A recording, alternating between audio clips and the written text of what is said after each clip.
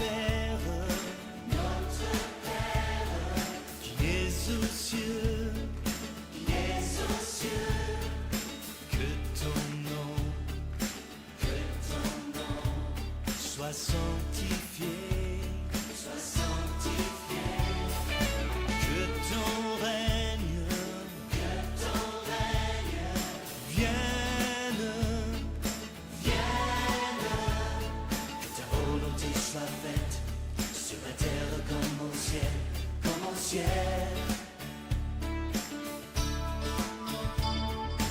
Donne-nous notre pain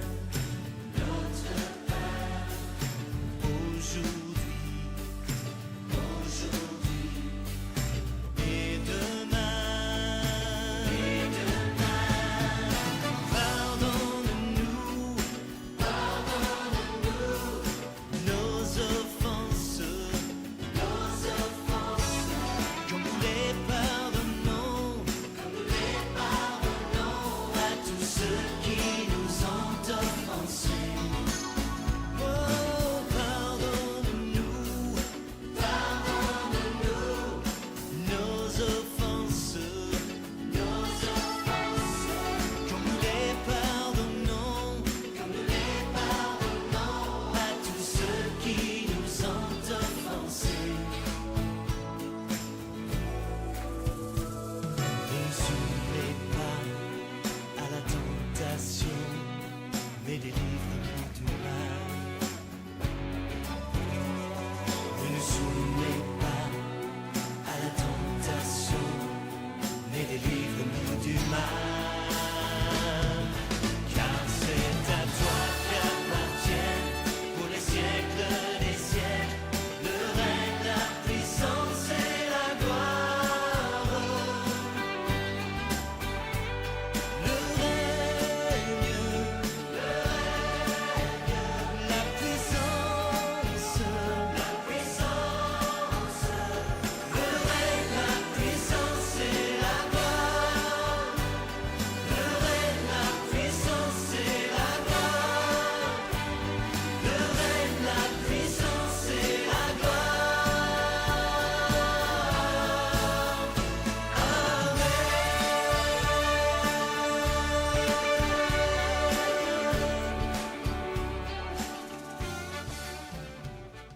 Bonjour à tous, bonjour l'Église de Dieu, la source d'eau vive de Millau, bonjour à toutes les personnes qui nous suivent sur YouTube, bienvenue ce matin pour un nouveau culte. J'avais préparé normalement un autre message que celui que je vais vous présenter ce matin, mais ça n'a pas vraiment fonctionné comme je voulais. J'aime beaucoup les émissions de Jérémy Sourdril, l'émission Go. Je ne sais pas si vous connaissez sur EMCI TV. Jérémy, il va dans les rues avec ses caméras et il se filme et il filme les gens et il parle de la foi, de témoignages, de Dieu, de Jésus, de l'Église. Et il va à la rencontre des gens comme ça. Et j'ai voulu faire pareil. Je me suis dit, pourquoi tu ferais pas ça? Donc j'ai pris mes caméras, une ici, avec une perche à selfie, et je suis allé voir les gens dans la rue de Rodez. Mais le résultat n'a pas vraiment été à la hauteur de ce que j'espérais, hein. Et en fait, les gens n'avaient pas la foi. Toutes les personnes que j'ai rencontrées, il n'y en a qu'une qui avait la foi, mais les autres non. Et il n'y a pas eu de discussion, les gens ne voulaient pas aller plus loin, ils gardaient leurs convictions pour eux. Et j'ai vraiment pas pu aller en profondeur avec eux. Et du coup, les vidéos que j'ai fait, il n'y a vraiment rien d'intéressant à vous montrer. Donc du coup, j'ai dit changement de programme. Mais quelque part, ça a été un défi pour moi de faire d'aller dans la ville, d'aller dans la rue et d'aller à la rencontre des gens et parler de Jésus. Même le peu que j'ai parlé, bon, c'est toujours ça. Dieu après et au-delà de tout ça, mais bon, je suis content parce que c'est vraiment quelque chose que j'avais à cœur de faire et je l'ai fait. Bon, je recommencerai peut-être avec plus de réussite. Mais quand même, j'ai retrouvé une personne avec qui je n'avais pas vu depuis longtemps et on a bien discuté sur Dieu, sur la société, sur la conjoncture actuelle, sur la foi, la religion et tout ça. Donc c'était vraiment intéressant et s'il y avait que ça à retenir, ben voilà, c'est ça que je retiens. Donc du coup, je vais vous parler aujourd'hui d'autre chose. Une chose essentielle à tout croyant, à tout chrétien, parce que c'est quelque chose qu'on doit faire tous les jours. C'est le moyen de communication que nous avons avec Dieu, avec Jésus, avec le Saint-Esprit. C'est la prière. La prière est quelque chose que Dieu nous a demandé de faire sans cesse. Il nous dit priez sans cesse. Sans cesse, tout le temps, tous les jours, à toutes occasions, où que vous soyez, priez. Donc la première chose que je vais faire, c'est que je vais prier. Ah, merci papa, merci pour ce jour nouveau, ce cadeau, ce jour donné à chacun d'entre nous. Je te prie que nous soyons au bon endroit, au bon moment, avec les bonnes personnes et la bonne attitude pour faire les bons choix encore aujourd'hui. Nous voulons encore marcher par ta volonté, Seigneur. Qu'est-ce que tu veux que nous fassions pour toi aujourd'hui? Quelles sont les personnes que tu veux que nous touchions aujourd'hui? Seigneur, je leur remets tous nos emplois du temps à chacun. Merci pour ta présence dans chacune de nos vies, dans chacun de nos foyers, dans chacune de nos maisons. Là où nous sommes, Seigneur, tu es avec nous. Merci que nous soyons de bons témoins de ta lumière sur cette terre, de bons témoins de ton royaume. Viens encore toucher les cœurs ce matin, Seigneur. C'est toi qui convaincs, Seigneur, de péché, de justice. C'est pas à nous de convaincre, Seigneur. Notre rôle, c'est de partager ta parole, c'est de partager la bonne nouvelle du royaume de Dieu. C'est de partager que Jésus, tu es mort pour nos péchés, pour nous réconcilier avec Dieu le Père et marcher en nouveauté de vie. Je remets ce temps, je remets ce message, Seigneur, et j'interdis à l'ennemi de venir troubler, de venir s'immiscer dans tout ce que tu voudrais partager, Seigneur, à travers moi ce matin. Oh oui, Seigneur. Viens prendre toute la place dans nos vies et dans nos cœurs, encore aujourd'hui. Dans le nom de Jésus-Christ, Père. Amen. Alors la prière. La prière, c'est un vaste sujet, pardon. Et il y a énormément de versets qui parlent de la prière. Il y a eu beaucoup de prédications qui parlent de la prière. Et donc j'ai pris que 3 versets. 3 versets que je vais vous lire. Le premier, c'est dans 1 Thessaloniciens, chapitre 5, verset 16. Et ce verset nous dit « Soyez toujours joyeux, priez sans cesse, exprimez votre reconnaissance en toutes circonstances, car c'est la volonté de Dieu pour vous en Jésus-Christ. » Philippiens 4, verset 6. « Ne vous inquiétez de rien, mais en toute chose faites connaître vos besoins à Dieu par des prières et des supplications dans une attitude de reconnaissance. » Et 1 Jean 5, verset 14. « Nous avons auprès de lui cette assurance que si nous demandons quelque chose conformément à sa volonté, il nous écoute. » Donc vous pouvez chercher dans la parole de Dieu, dans la Bible, tous les versets qui parlent de prière. Bon, il y en a beaucoup. Parce que c'est quelque chose de très important. Et c'est quelque chose que les Juifs, à l'époque de Jésus, faisaient déjà. Les Juifs priaient. En fait, les Juifs priaient 3 fois par jour. Le soir, le midi, le matin et le midi. À l'époque de Jésus, c'était comme ça. Même avant, à l'époque, on voit dans le livre de Daniel, quand Daniel ne veut pas se prosterner devant d'autres dieux, et il continue de faire ses prières 3 fois par jour. C'est ce qui l'a conduit dans la fosse au lion. Mais Dieu l'en a délivré. Amen. Gloire à Dieu. Donc les Juifs priaient. Jésus, en tant que Juif, priait également 3 fois par jour. Enfin, lui, il priait tout le temps. Ça, c'est sûr. Donc les Juifs, les disciples de Jésus, priaient. Pourtant, ils demandent à Jésus, « Seigneur, apprends-nous à prier. » apprends-nous à prier. Pourquoi ils demandent ça? Ils savent prier, ils prient. Ils demandent, apprends-nous à prier. Certainement, ils voyaient prier Jésus. Jésus priait autrement.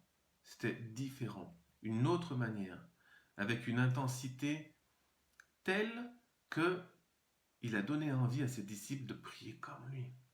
On veut prier comme toi, Seigneur Jésus. Apprends-nous à prier comme ça. Et Jésus leur a donné le Notre Père. Mais avant de commencer à développer le Notre Père, vous savez que les disciples de Jésus, enfin les Juifs, savaient que Dieu est leur Père. Mais d'une autre manière. Et on voit ce que je vous raconte là dans Exode 4, 22. Quand Dieu se manifeste à Moïse dans un buisson ardent, bon, il y a une discussion qui s'engage, et juste après, Exode 4, 22, l'Éternel dit à Moïse, « Tu diras au Pharaon, ainsi parle l'Éternel, Israël est mon fils premier-né. » Donc, Israël est le fils de Dieu. Donc les Juifs connaissaient Dieu en tant que père de leur nation, en tant que peuple. Jésus est venu parler de Dieu comme un père en tant que relation personnelle avec chaque individu. Et c'est cette profondeur-là, c'est cette intimité-là que les disciples veulent apprendre. Apprends-nous à prier Dieu le Père comme tu le fais, Seigneur Jésus. Nous aussi, on veut ça. Il y avait vraiment une dimension, une relation particulière entre Jésus et son Père que les disciples voulaient. Donc ils ont demandé, donc Jésus leur a donné ce modèle du Notre Père. Je vais vous le lire dans la version Stern. Mais avant de vous lire cette version-là, avant de donner ce modèle de prière, Jésus, dans les versets 5 à 8, leur enseigne ce que n'est pas la prière. Déjà, Jésus leur dit que la prière ne doit pas être une répétition mécanique d'un certain nombre de mots. Des prières toutes faites, on répète tous les jours, on ne se rend même plus compte de ce que ça veut dire. Jésus dit, c'est pas ça la prière. Et il y a des personnes qui disent que plus tu en dis, et plus Dieu t'entend. Jésus dit, non, c'est pas ça. Jésus dit, ne sois pas non plus comme ces hypocrites, dont le but est de se faire bien voir des hommes. Ils veulent impressionner les hommes par leurs belles paroles, par leurs belles phrases et leurs belles prières. Mais Jésus leur dit, ces personnes-là, ils ont déjà leur récompense. Ils ont la récompense des hommes, parce qu'ils recherchent la louange des hommes. Ils aiment être admirés et être félicités pour leurs prières. Et Dieu dit, moi je ne récompense pas ça, parce que leur récompense, ils l'ont déjà reçue de la part des hommes. Donc mes amis, ne soyons pas comme ça. Mais Jésus dit, mais toi, quand tu pries, entre dans ta chambre, ferme ta porte, et seulement là, prie ton Père, qui est là dans le lieu secret. Et ton Père qui voit dans le secret te le rendra. Amen. Jésus dit que Dieu qui voit, il ne dit pas que Dieu entend. Bon, Dieu entend bien sûr, mais il voit également. Et il voit parce que tout seul dans ta chambre, tu es toi-même. Tu ne joues pas un rôle, tu ne joues pas un personnage. Tu n'es pas là en train de te demander si je dis ça, qu'est-ce qu'ils vont dire, ou si je dis ça, tu es toi-même. Et c'est ça que Dieu demande. Dieu recherche une relation avec toi, une intimité avec toi, avec qui tu es, toi, pas comme les autres. Le Père, c'est le Père de tout un peuple, ok, mais il veut être le Père personnel de toi. Tu es son enfant. Et tu es comme tu es, et il veut une relation avec qui tu es, toi-même. Et c'est pour ça que dans ta chambre, tu es toi-même. Même si tu ne dis pas un mot, il y a des prières silencieuses que Dieu voit, que Dieu entend.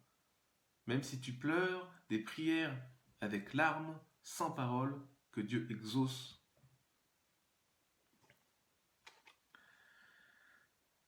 Ah Seigneur. Jésus en fait nous invite à être nous-mêmes et avoir une relation avec Dieu pour que nous soyons vrais avec lui. Il y a des personnes, ils ne prient que le dimanche à l'église. Et encore, c'est toujours pour recevoir quelque chose de Dieu. C'est comme le sketch qu'on avait fait, donne-moi, donne-moi, donne-moi. C'est toujours du même sens, c'est Dieu, donne-moi, donne-moi, donne-moi. Dieu ne veut pas ça. Dieu veut vraiment que nous soyons simples, que nous soyons comme des petits-enfants. J'ai lu une histoire d'une personne qui a eu une relation intime avec Jésus, toute simple. Et ça m'a touché. Et je vais vous la lire. Je vais vous lire cette histoire.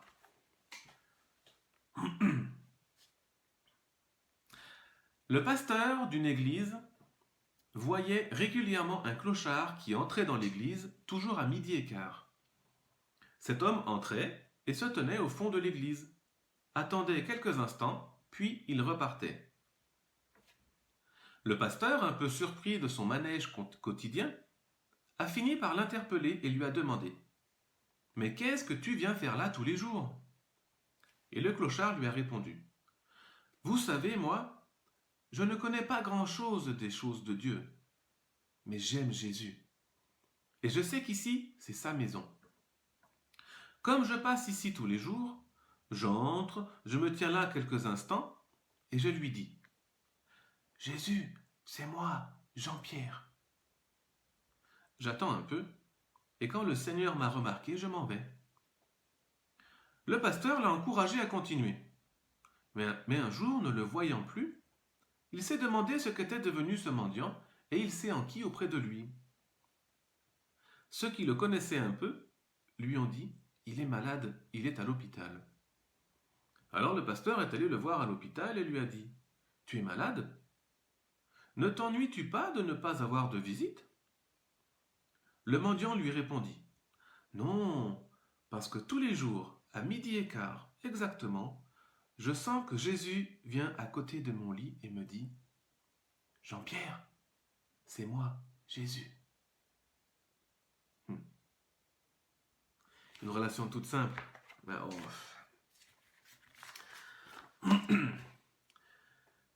Allez, le Notre Père, je vous lis dans la version Stern. C'est une version que j'aime bien. C'est la Bible juive. Et j'aime beaucoup cette version. Donc vous trouvez cette prière dans Matthieu 6, versets 9 à 13. Notre Père, qui est au ciel, que ton nom soit gardé saint, que ton royaume vienne, et que ta volonté soit faite sur la terre comme au ciel. Donne-nous la nourriture dont nous avons besoin aujourd'hui. Pardonne-nous le mal que nous avons fait, comme nous-mêmes avons pardonné à ceux qui nous ont fait du tort. Ne nous expose pas à des épreuves difficiles, mais garde-nous du malin, car la royauté, la puissance et la gloire sont à toi pour toujours. Amen. Pardon.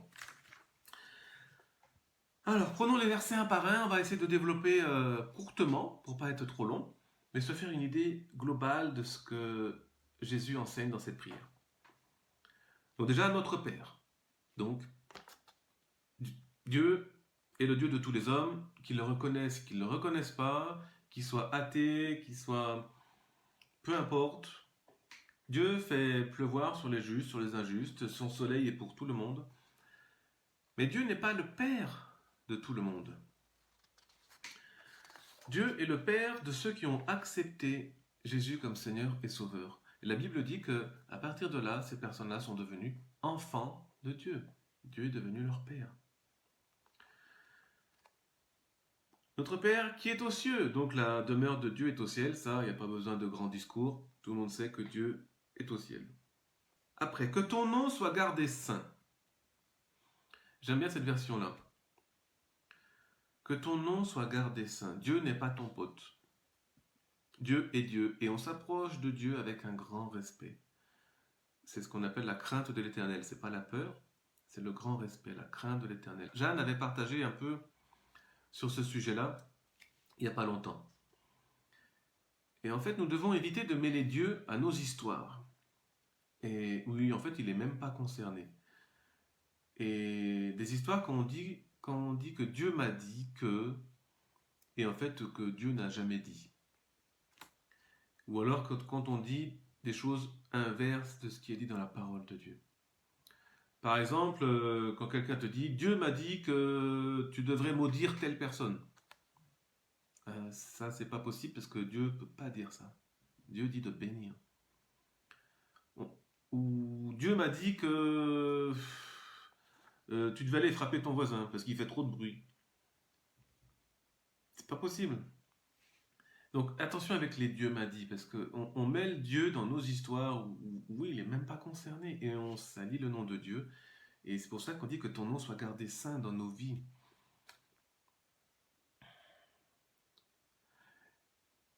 Les autres versions disent que ton nom soit sanctifié.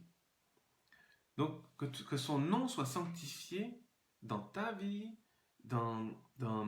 et par ta vie.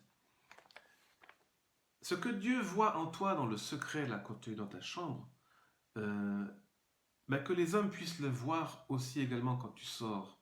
Et ainsi, ils glorifieront Dieu. C'est-à-dire que ta vie entière, tes actes, tes paroles, ton comportement dans ta vie de tous les jours sont là pour glorifier Dieu, pour glorifier le nom de Dieu. Et les autres doivent le remarquer. Si tu te dis chrétien et que tu fais les mêmes choses que les non-chrétiens, alors il y a un problème. Donc, la sanctification, c'est une marche de tous les jours. La Bible en parle et tout le monde en parle. Donc c'est au jour le jour. On avance, on s'améliore, on progresse petit à petit. Donc que le nom de Dieu soit gardé saint dans chacune de nos vies. Amen. Amen. Que ton royaume vienne et que ta volonté soit faite sur la terre comme au ciel.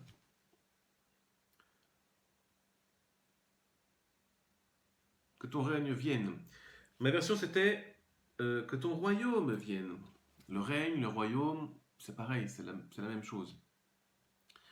Et le ciel, donc le ciel c'est le royaume céleste, bien sûr. C'est un endroit où règne la perfection, c'est là où il y a la lumière, il n'y a pas de ténèbres. Et ce n'est pas comme ça sur la terre. Sur la terre, ce n'est pas Dieu qui règne, c'est le prince de ce monde. Depuis la chute d'Adam, tout le monde sait ça. Et Jésus a prêché et enseigné le royaume. Il n'a pas enseigné une religion, il n'a pas enseigné une démocratie, il a enseigné un royaume. Et nous devons faire de même. Nous devons enseigner le royaume, nous devons proclamer le royaume. C'est pour ça que nous dit que ton règne vienne, que ton royaume vienne. Et quand on prie comme ça, nous proclamons qu'un jour viendra où il en sera sur la terre comme il est au ciel. C'est une promesse. Ce verset-là, on pourrait le développer encore et encore, mais je ne vais pas aller trop en profondeur. Donne-nous la nourriture dont nous avons besoin aujourd'hui. Donne-nous la nourriture dont nous avons besoin aujourd'hui. Quand le peuple juif fête le Shabbat, il y a sur la table, il y a des bougies, il y a le vin, mais il y a aussi deux pains. Le pain de la terre et le pain du ciel. Et c'est une obligation pour le père de famille de donner ces deux pains à ses enfants. Le pain de la terre représente tous les besoins des hommes. Nourriture, vêtements, éducation, voilà. Et le pain du ciel représente toute l'éducation de la parole de Dieu. Jésus dit, l'homme ne vivra pas de pain seulement, mais de toute parole qui sort de la bouche de Dieu. C'est une nourriture, le pain du ciel, le pain spirituel est une nourriture. Lire la parole est une nourriture. Quand tu jeûnes, tu te prives du pain terrestre pour te nourrir davantage du pain du ciel. La nourriture dont nous avons besoin aujourd'hui, tous les jours, c'est du pain terrestre. Bien sûr, notre corps physique a besoin de manger. Mais c'est également du pain céleste. Car notre esprit a autant besoin de nourriture spirituelle. Quand on ne nourrit pas notre esprit de la parole de Dieu, de cette nourriture-là, nous mourrons spirituellement, nous mourrons, nous nous éteignons à petit feu. Donc c'est très important de manger cette nourriture tous les jours. Pas une fois par mois, pas une fois par semaine, pas une fois que le dimanche, tout le temps. Amen. Amen. Et ce verset-là, il est fortement lié avec le suivant. Le suivant qui nous dit pardonne-nous le mal que nous avons fait, comme nous-mêmes nous avons pardonné à ceux qui nous ont fait du tort. Donc vous avez entendu, c'est nous avons pardonné. Nous avons déjà pardonné. Ça veut dire que c'est une chose qui normalement doit déjà être faite. Ce n'est pas si Dieu tu nous pardonnes, alors je pardonne aux autres. C'est plutôt que non, j'ai pardonné aux autres. Alors Dieu merci de me pardonner à mon tour. C'est pas pareil. Hein. Donc le repas. Et c'est vrai que en Orient, le repas est quelque chose de très important. Manger avec quelqu'un a une grande signification. C'est un partage, une communion. Quand nous mangeons le même pain, ça veut dire que je suis en plein accord avec lui. Et en fait, ça a donné en français le mot copain. Car copain vient de deux mots latins qui veulent dire ceux qui mangent le même pain. Et si tu es indifférent avec une autre personne, la communion de table elle est rompue. Tu ne peux plus manger ensemble. Jusqu'à temps que vous soyez réconciliés. Donc le repas est un moment de réconciliation. Et je vais vous citer quelques exemples dans la Bible. Dans Genèse 26, quand Isaac a un différend avec Abimelech au sujet des puits qu'il avait creusés, bon, je ne vais pas vous raconter l'histoire. En fait, il y a un différend et Isaac se fait chasser. Et quelques années après, quand Abimelech revient vers lui et il lui dit « Je vois bien qu'il y a un Dieu avec toi, et je souhaite qu'il y ait un serment entre nous. » Et ils ont fêté cette réconciliation avec un festin.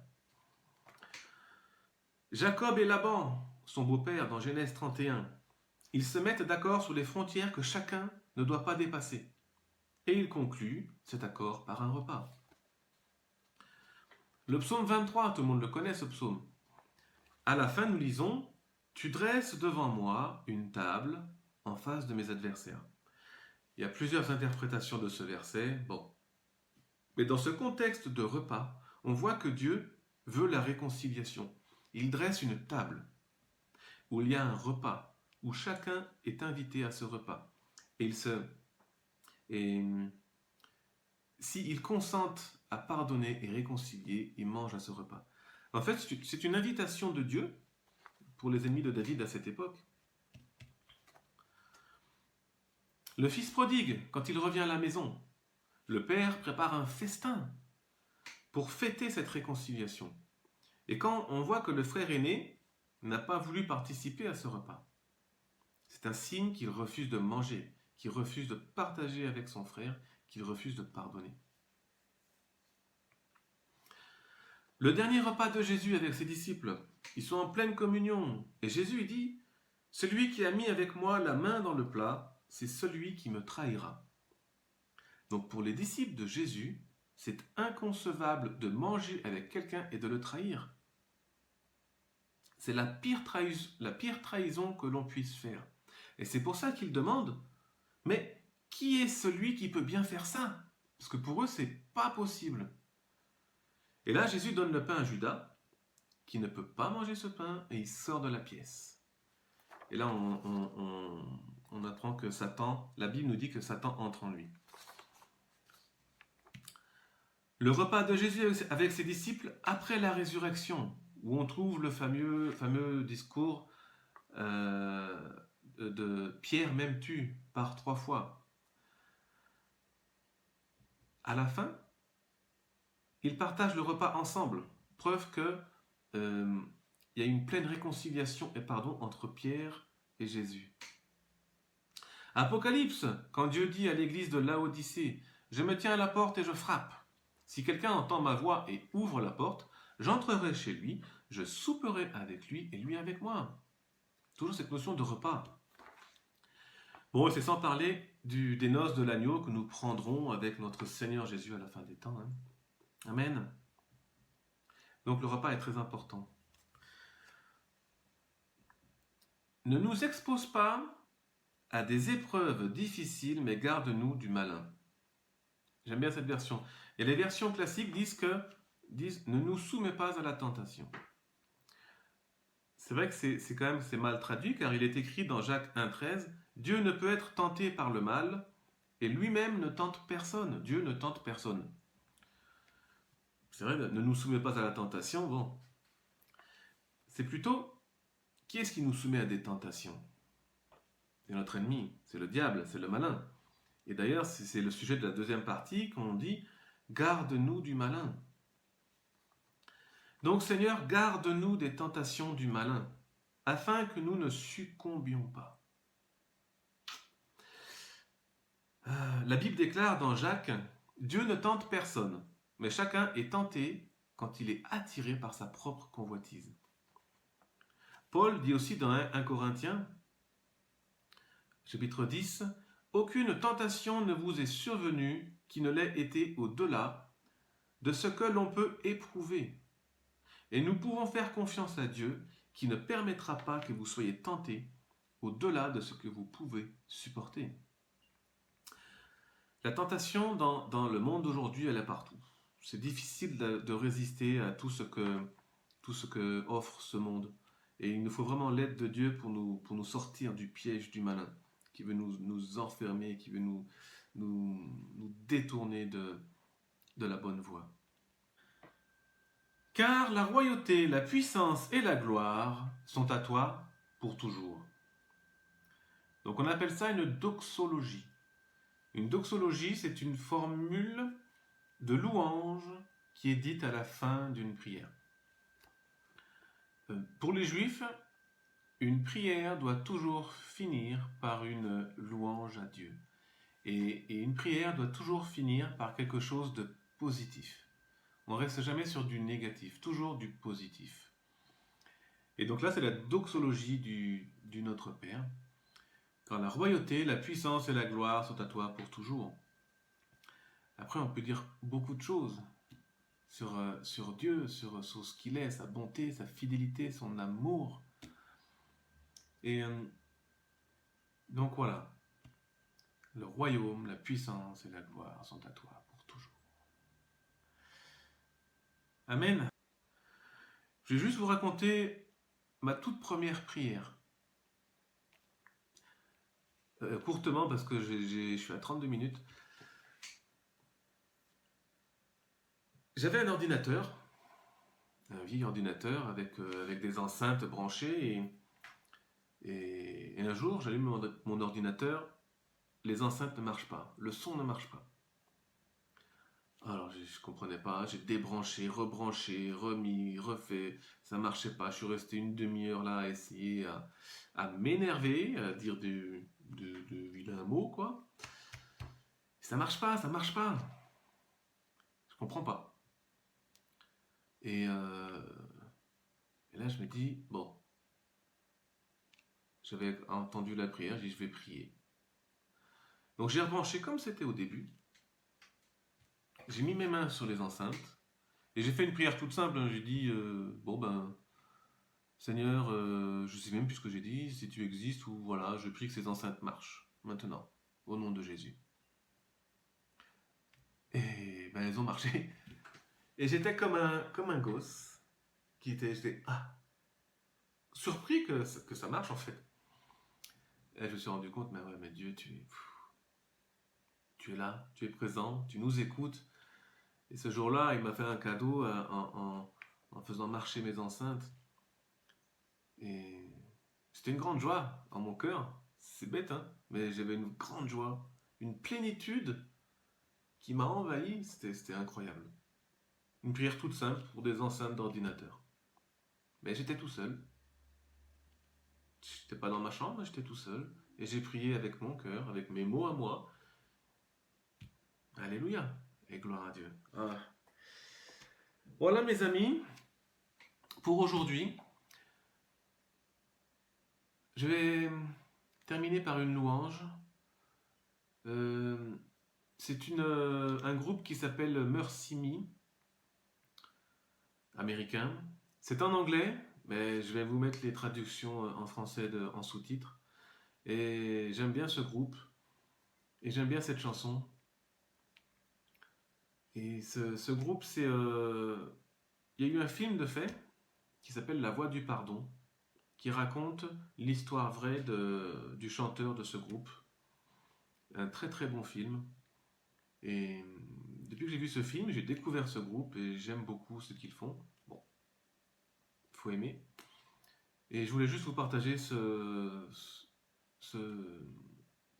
cette musique, cette vidéo, cette chanson. Voilà, que Dieu vous bénisse et je vous dis à très bientôt.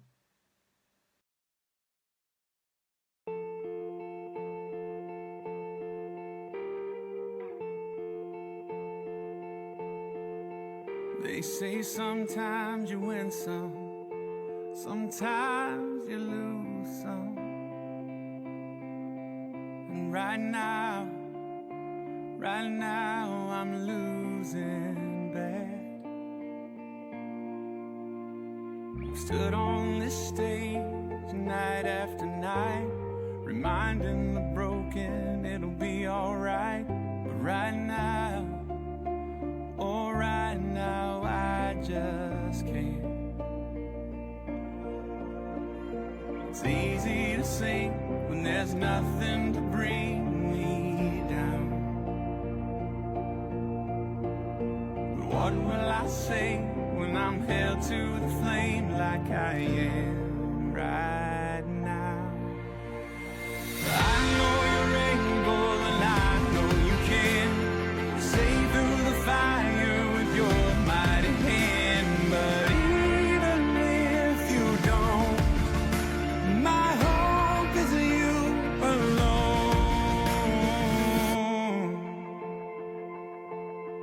They say it only takes a little faith to move a mountain. Well, good thing, a little faith is all I have right now. God, when you choose to leave mountains unmovable, oh, give me the strength to be able to sing. It is well with my soul.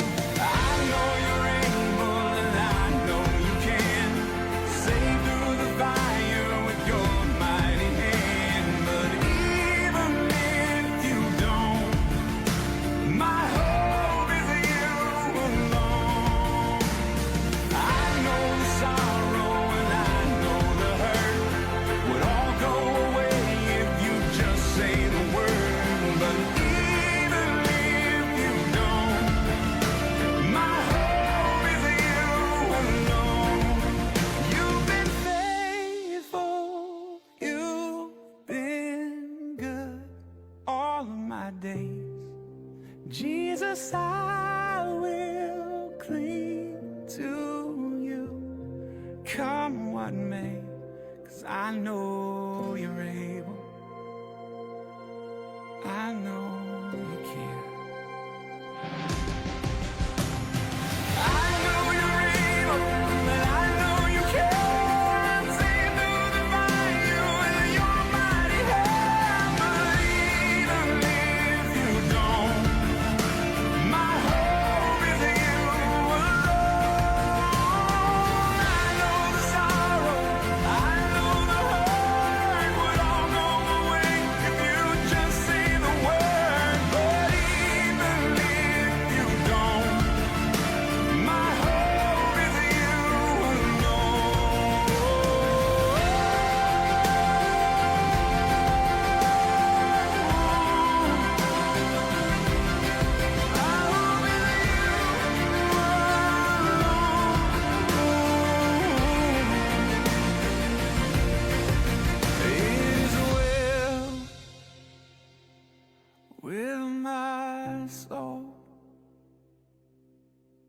It is well